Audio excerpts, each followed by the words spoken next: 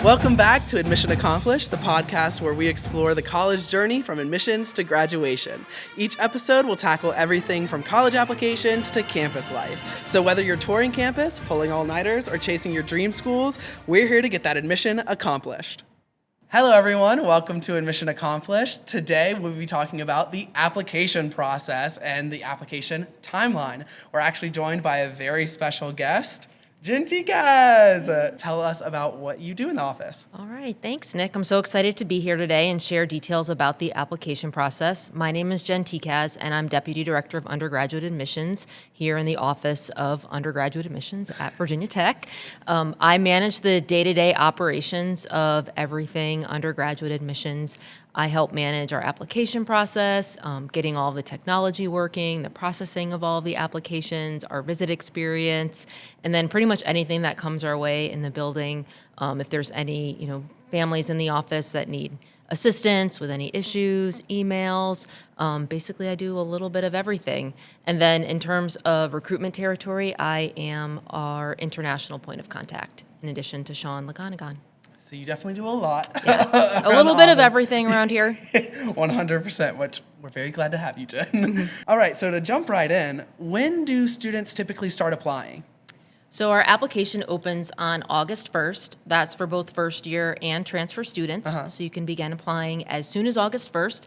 And then for our first year students, we have two important deadlines. November 15 is our early action deadline, and January 15 is our regular decision deadline.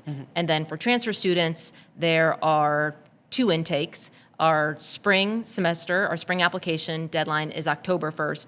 And then for those students looking to join in the summer and fall, that deadline would be March 1st for transfer students. So they do have a good chunk of months in between when the applications open and when they need to submit their application. And there's a lot to the admissions process. So what does that admissions process and application process typically look like? Sure. So when I say we open the application, that's the Common App. So our Common App opens on August 1st. We're exclusively on the Common Application. So students have to complete and submit their Common App. On the Common App, there's a lot of important sections, but two specific that we look at in the application process are the activity section, and then in the Virginia Tech section, there are 4 short answer essay questions that are specific to us that we require all of our applicants to complete. Those are the ones that reflect our Ut Prosim motto, and they're 120 words max each and very important to the application review. So once you complete all of those, all the sections, you submit your application. Within 48 to 72 hours, you'll receive an email from us to create your applicant portal. And then from there, you can complete your self-reported academic record. So for most applicants, we require that you self-report all of your grades, all of your test scores. That's basically recreating your transcript, listing your courses, listing all of your grades exactly as it would appear on your transcript. And that's required for students and usually should be submitted within 10 days or so after you submit your application. Yeah, so definitely don't want to procrastinate on anything because you have those additional materials that you definitely have to submit. So once they submit that application, obviously they go throughout that entire process. What does that admissions and application review process look like? Sure. So in terms of the application review process, we're really looking at both your academic qualities as well as your personal qualities. So that STARS report, that self-reported transcript academic record, that's what's telling us about you as a student. So we're looking at grades, academic rigor, courses you've taken, especially as it all relates to your major. And then that activity section of the application, that's what's telling us who you are as a person, what you're passionate about, what you're involved in, what you do with your time outside of the classroom, because that's just as important as what you're doing inside of the classroom. And I know a very commonly asked question is typical GPAs, right? I know a lot of students, a lot of the times, even when we're on the road, they're like, what GPA do I have to get in? So regarding our review with GPA, I know we don't really look too heavily at that. So what is the main focus of our review when we're looking at their academic side of their application? Yeah. So on that academic side, I think I hear, like similar to you, that very common question, what's your minimum GPA? Is there a minimum cutoff? We know that colleges or universities, colleges, high schools, everywhere calculate their GPA differently. There's different standards. So what we're looking at more is individual courses and those individual grades based on the context of your high school. So we're not looking at that overall minimum GPA. We want to see mostly A's and B's, the equivalent to A's and B's, and students who are challenging themselves and taking the most competitive classes that they have available in their high school. All right, so I know we tend to get a lot of questions in general. So what are some common misconceptions regarding information that is spread around about the admissions process? I think there's a lot of common misconceptions, and our first year students in particular are under so much pressure and they're worried about so many different factors. And again, it's going back to that special combination of, what's my minimum GPA supposed to be? What's my minimum test score supposed to be? How many activities do I have to have? And they're looking at quantity over quality. And that's what we're really looking for, is there's no special number of activities to have. If you are passionate about something, if you're really involved in a few activities, and you can reflect that in your application, that's what colleges and universities are looking for. If, most schools at this point, many are score optional. Virginia Tech, we're score optional. Whether you apply without a test score, 50-50 chance of getting offered. And I think that's, where some of those misconceptions are, is looking for that minimum. Well, what minimum test score do I need? How many activities do I need? What's my minimum GPA?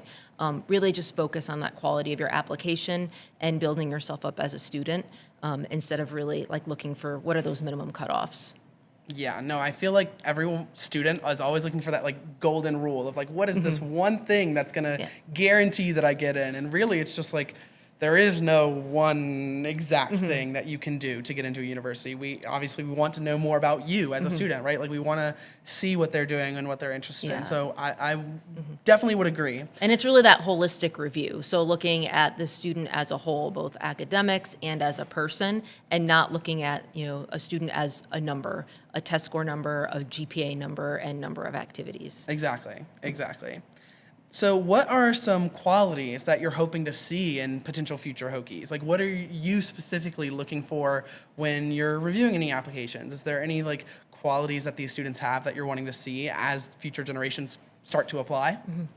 Sure. So I think looking for that good, strong, well-rounded students who are challenging themselves, so taking those difficult courses, especially as they relate to their major, as individuals and in those activities, we like to see students that are passionate about something, might be taking on leadership roles in their activities, community service, things that will contribute to the community here at Virginia Tech. So when we read that application, we're looking to see, how is the student going to fit in here? How will they contribute and, carry on our motto, Ut Prosim, and be a good Hokie?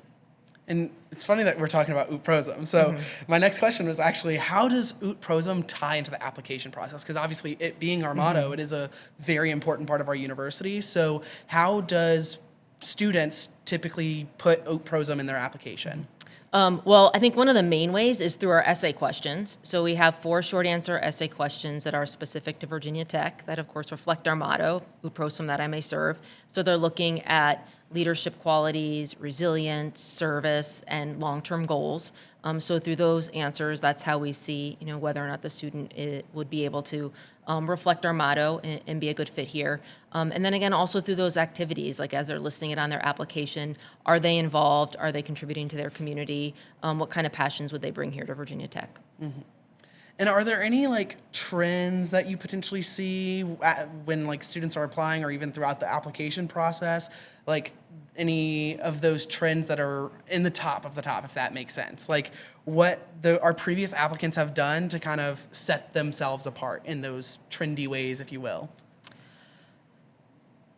It's tough. It's really tough to say. I've been reading applications for a long time. So I've spent close to 22 years reading applications. So I can say just over time, definitely the trends and activities and things that students are involved in and passionate about tend to change over time. But I think, those general concepts of leadership and service and being involved stay the same. It's just how that translates into the application.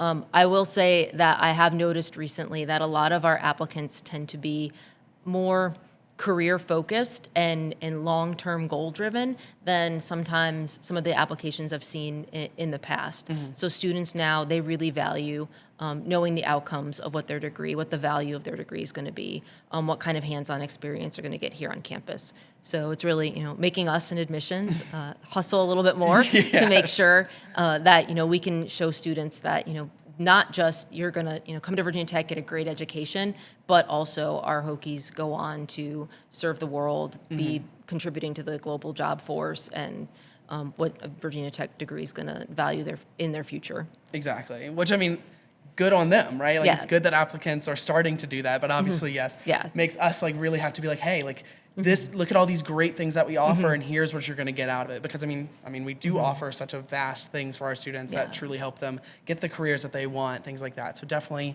I sympathize with that. Even when I was applying, I was definitely stressing about all the different things of where I wanted to go. So, and I think it's always been important. That's not to say that over in the past years it hasn't. People applied to college and what's outcomes weren't important, but I think the questions related to it and the interest in it at that initial first stage in the college application process has definitely become more important than at the very end. As you become a junior and you're like, okay, now it's time to do my junior year internship. Now families want to know, as soon as visiting campus in a junior year of high school, okay, how's my student going to get that hands-on experience? How are they going to find a job? How is this going to translate into a career and being able to pay off my loans and Exactly. Yeah. All right, so we'll kind of move into the next segment now. So we like to do a little bit of a hot seat here in Admission Accomplished at the podcast.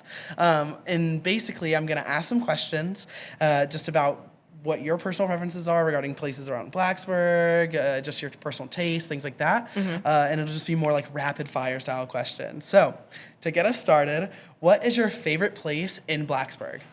My favorite, just in general? In general. Oh, goodness. Well, in general, I would say, my favorite place to eat is the Cellar. My favorite place campus in general is my favorite place to just be. Be here. Just to be here on campus. No, that's fair. I do love campus. I stayed on there 4 years out of my 5 years at Virginia Tech, so I would sympathize with that. What about your favorite spot on campus? Definitely the drill field. Drill field? Yeah, I love the drill field. I love being able to see our students hanging out and having a good time and all the events. And have you heard the funny rumors with the drill field? How it came to sink? I've heard a lot of different stories about how that's come to sink. I remember when I was an orientation leader, we told the story of how instead of it being the creek underneath the drill field, which is the actual reason, but it was the Corps of Cadets that would actually do push-ups and push the drill field down constantly. So that was just a fun fact that I remember. I don't know, saying the drill field, I was like, fun fact. Okay, what is one must-do tradition for you? What would you recommend students do? Enter Sandman, 100%. There's nothing like being in Lane Stadium, especially for a night game, and everybody's jumping up and down, and the fireworks, and the football team is coming out. So I think that's my absolute favorite tradition. I do love it, jumping to Enter Sandman. All right, coffee or energy drinks? 100% coffee. Okay, I'm glad we share that. Yeah. I just can't get behind it, energy drinks, and I don't get it. I don't think they taste good. I'm sorry. I don't mean to offend anyone. Please, that is not a reflection of Virginia Tech. That is my personal opinion. But if you enjoy energy drinks, good for you. Yeah. But coffee. Yes. No, I'm a coffee person. I know we have quite a few energy drinkers in the office, but I'm also definitely a coffee person. All right. So what is one of the more common questions that you hear applicants ask? I would say, so I'm going to go with a common question, but also one that is not my favorite question, which is what is your easiest major to get into? That is one that so when you apply to Virginia Tech, you're applying directly to your major, and we always encourage students to choose the major that they're most passionate about, right? Don't try to go and choose the easiest one. Of course, all that data is available on our, University Data Commons, institutional research, so you can see application volume, offer rates, and all of those things. But the reality is that we can't guarantee that you will be able to change your major before you start at Virginia Tech. So if you really want to be an architecture student and you go ahead and apply to something completely different, there's a good chance you could end up studying that for the first semester or two of your college career. So that is not a great strategy to go about in the application process. And I hear that all the time. Get that question every time I present at high school or, here at an information session. And I really, encourage students, apply to what you want to study, because you don't want to end up studying something random for a year before you can study what you really want. Exactly. Coming from someone who switched their major quite a few times, definitely apply into what you're interested in. And what is your earliest memory of Virginia Tech? So I'm from Connecticut. I grew up in the Northeast. So my earliest memory of Virginia Tech, and this is going to date me. Of course, I've already said I've been in admissions for 22 years. But when I was in high school and college, Virginia Tech was in the Big East. So college basketball is that's when I first really heard of Virginia Tech. And I'm like, okay, that looks really cool. And then, of course, working in the admissions process, my first actual earliest memory and real interaction with Virginia Tech. I worked for another Virginia university, and I used to recruit with our VP, Juan Espinoza. And so I would say of actually leading to working here and getting to know a little bit more about Virginia Tech, Juan is my second earliest memory of Virginia Tech. Yes, no, Juan is definitely great. What is one word that describes first time in college students? I would say excited. I think that's what keeps me in admissions, is just kind of the excitement of the application process and how students and families come to campus and they just want to learn everything. Everything is new. They're really fresh and excited to come and start over. Start something new at college or university. So yeah. All right, and to wrap up our little hot seat, what is one of the most memorable memories that you've had here at Virginia Tech? Or memorable moments, if you will. Memorable moments. Gosh, there's been a lot. I really, I've loved working here. I'm trying to think my most memorable moment. I know, it's a thought-provoking question. Yeah, a thought-provoking question. There's so many. I think I would say my first open house here is probably one of my most memorable moments. So I've worked for Virginia Tech since 2021. I started out, I was based in Northern Virginia, and then I moved here in 2023. And the first time I came to one of our large events, and I was in Burris Hall, and I got to see, Burris was filled close to 3,000 students. Everyone was so excited to learn about Virginia Tech. Burris is beautiful. I think that was probably and it was before I went to a football game and saw Enter Sandman. So that's probably my most memorable moment, because that is when I knew it was really special and I loved it here. Mm-hmm. That's a really good one. Mm-hmm. All right, so we're going to dive into more about kind of your personal, routines, if you will, and things that you may do throughout the admissions process to keep you motivated. So what is your favorite part about helping students throughout this process? And what do you enjoy most within your role? I do read applications, but a lot of my role now as deputy director is less recruitment involved and more managing day-to-day things in the office and making sure that our recruiters and our student processing staff have the resources that they need and are able to kind of keep things going and continue to read and continue to recruit. So I think one of my favorite parts of my job is helping you all as you start to plan your travel and you're coming back from your travel and really excited about all the Hokies that you've met and all the applications that are coming in, and you've attended a really great college fair somewhere, and especially our folks that recruit a lot out of state and meet people in St. Louis or Seattle, and they're like, I saw all of these students, they were really interested and they heard of Virginia Tech. There's something just really exciting about that, to be able to be part of that process and lead that process. That is a really good answer. I love that, because I'm one of those counselors that comes back and I'm like, oh my God. I remember going to LA this spring and I was like, have people heard about Virginia Tech all the way in LA? And the answer is yes. So it's definitely a really cool part of the process. So what typically keeps you motivated every year? After every single application process, what keeps you going in the admissions world, if you will? So two things. One, what I love about working in admissions in general is how it is cyclical in nature. So just when you're tired of recruiting and you don't want to be on the road anymore, we've had, our open houses, we're exhausted from events, we go into file review. And then we spend months reading all of the applications. And then just when you think you can't look at another application again, then we go into our spring recruitment and working with our offered students and trying to, get students to confirm at Virginia Tech and answer all of our admitted student questions. And it's more of a celebratory time. Then we go into the summer where we're planning for next year. So I love how it changes every season. It keeps things fresh and new, and you never really get tired of it. And then in general, I just feel like we're working for something good. We will always believe in education. Students will always benefit from learning more, coming to university, getting a Virginia Tech education. So I believe in education. I love helping students, and I also believe in Virginia Tech. Yes. So just working with all of those things keeps me motivated and looking forward to the next step in the admissions process every year. Yes, I'm loving filming this episode because I'm like getting motivation myself. I'm like, yeah, like I'm ready to tackle this next fall recruitment and everything in the year to come. So I love that. But so what is one common or biggest myth that you hear about admissions? Biggest myth. I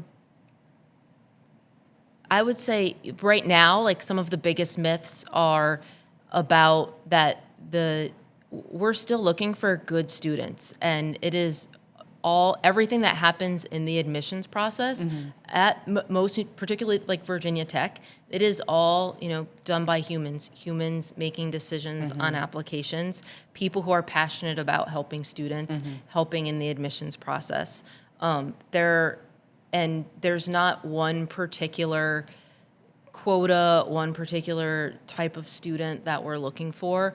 We are looking for all students that would be a good fit. And based on application volume, it is becoming an increasingly more competitive process, but we still, work really hard to make sure we are finding and handpicking as individuals the best students that will, be able to come to Virginia Tech and be great Hokies and follow Ut Prosim.